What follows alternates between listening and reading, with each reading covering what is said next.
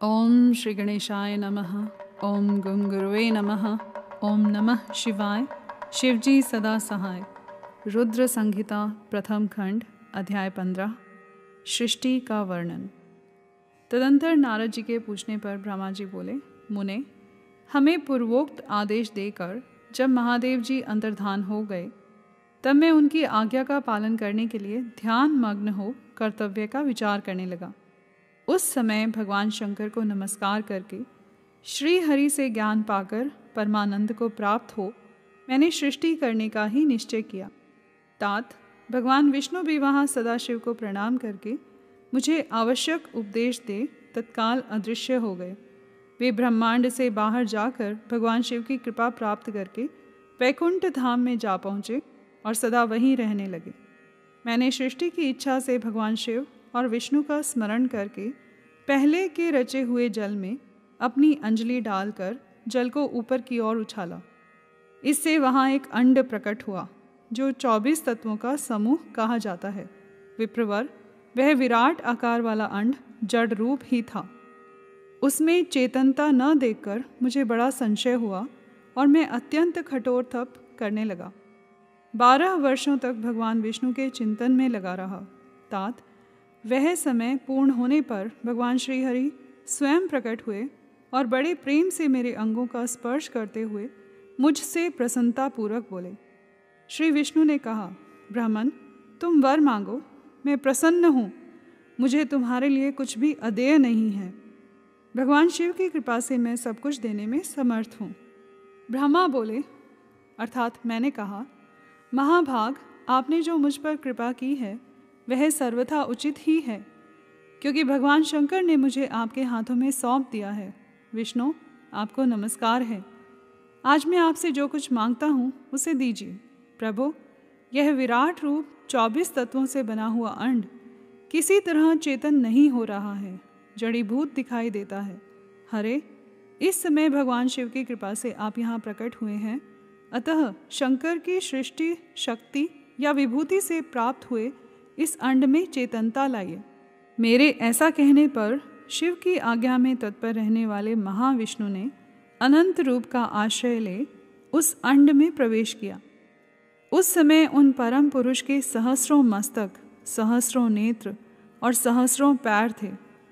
उन्होंने भूमि को सब ओर से घेर कर उस अंड को व्याप्त कर लिया। मेरे द्वारा भली भांति स्तुति की जाने पर जब श्री विष्णु ने उस अंड में प्रवेश किया तब वह 24 तत्वों का विकार रूप अंड सचेतन हो गया। पाताल से लेकर सत्यलोक तक की अवधि वाले उस अंड के रूप में वहाँ साक्षात श्री हरि ही विराजने लगे।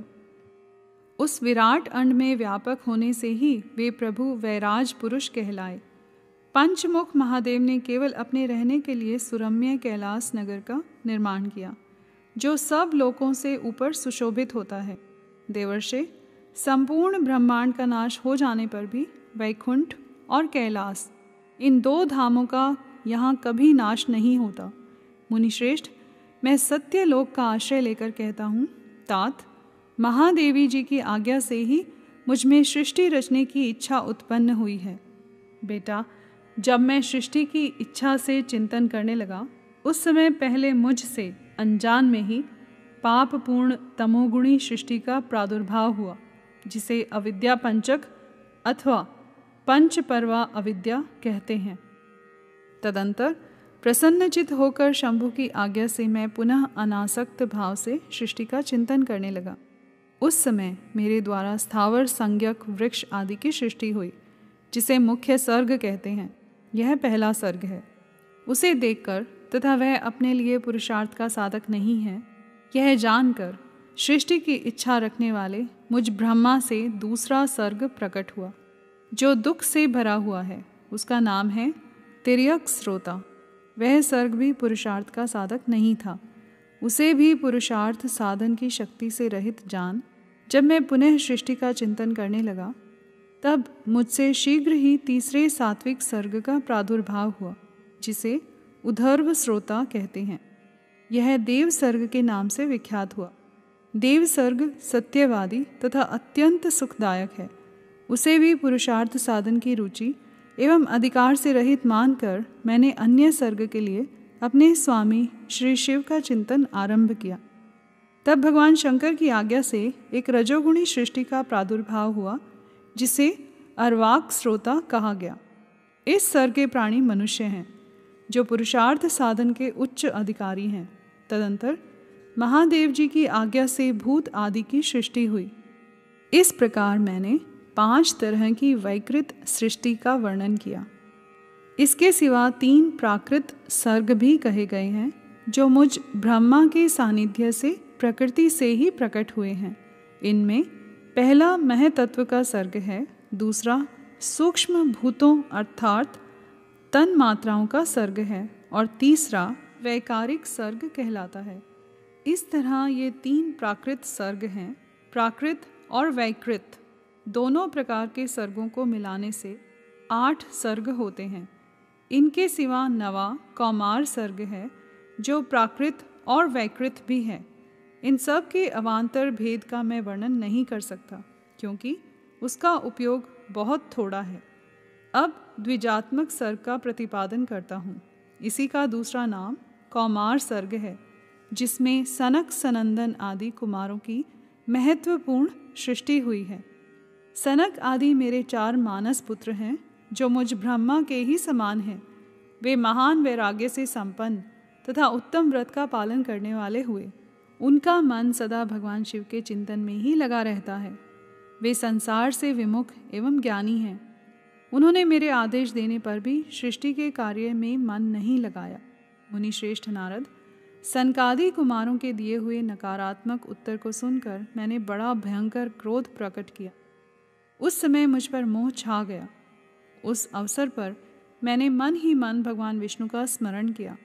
वे शीघ्र ही आ गए और उन्होंने समझाते हुए मुझसे कहा, तुम भगवान शिव की प्रसन्नता के लिए तपस्या करो। मुनिश्रेष्ठ, श्री हरि ने जब मुझे ऐसी शिक्षा दी, तब मैं महाघोर एवं उत्कृष्ट तप करने लगा। सृष्टि के लिए तपस्या करते हुए मेरी दोनों भौहों और नासिका के मध्य भाग से, जो उनका अपना ही अविमुक्त नामक स्थान है, महेश्वर की 3 मूर्तियों में से अन्यतम पूर्णांश सर्वेश्वर एवं दया सागर भगवान शिव अर्धनारीश्वर रूप में प्रकट हुए, जो जन्म से रहित तेज की राशि, सर्वज्ञ तथा सर्वश्रेष्ठा हैं। उन नील लोहित नामधारी साक्षात उमा वल्लभ शंकर को सामने देख बड़ी भक्ति से मस्तक झुका उनकी स्तुति करके मैं बड़ा प्रसन्न हुआ और उन देव देवेश्वर से बोला, प्रभु, आप भांति भांति के जीवों की सृष्टि कीजिए। मेरी यह बात सुनकर उन देवादिदेव महेश्वर रुद्र ने अपने ही समान बहुत से रुद्र गणों की सृष्टि की। तब मैंने अपने स्वामी महेश्वर महारुद्र से फिर कहा, देव, आप ऐसे जीवों की सृष्टि कीजिए जो जन्म और मृत्यु के भय से युक्त हों। मुनि श्रेष्ठ, मेरी ऐसी बात सुनकर करुणा सागर महादेव जी हंस पड़े और तत्काल इस प्रकार बोले। महादेव जी ने कहा, विधाता, मैं जन्म और मृत्यु के भय से युक्त अशोभन जीवों की सृष्टि नहीं करूँगा, क्योंकि वे कर्मों के अधीन हो दुख के समुद्र में डूबे रहेंगे। मैं तो दुख के सागर में डूबे हुए उन जीवों का उद्धार मात्र करूँगा। गुरु का स्वरूप धारण करके उत्तम ज्ञान प्रदान कर उन सबको संसार सागर से पार करूँगा। प्रजापते, दुख में डूबे हुए सारे जीव की सृष्टि तो तुम ही करो। मेरी आज्ञा से इस कार्य में प्रवृत्त होने के कारण तुम्हें माया नहीं बांध सकेगी। मुझसे ऐसा कहकर श्रीमान भगवान नील लोहित महादेव मेरे देखते देखते अपने पार्षदों के साथ वहाँ से तत्काल तिरोहित हो गए। यहाँ पर अध्याय 15 समाप्त हुआ। कर्पूर गौरम करुणावतारम संसार सारम भुजगेंद्रहारम सदा वसंतम हृदयारविंदे भवम भवानी सहितम नमामि।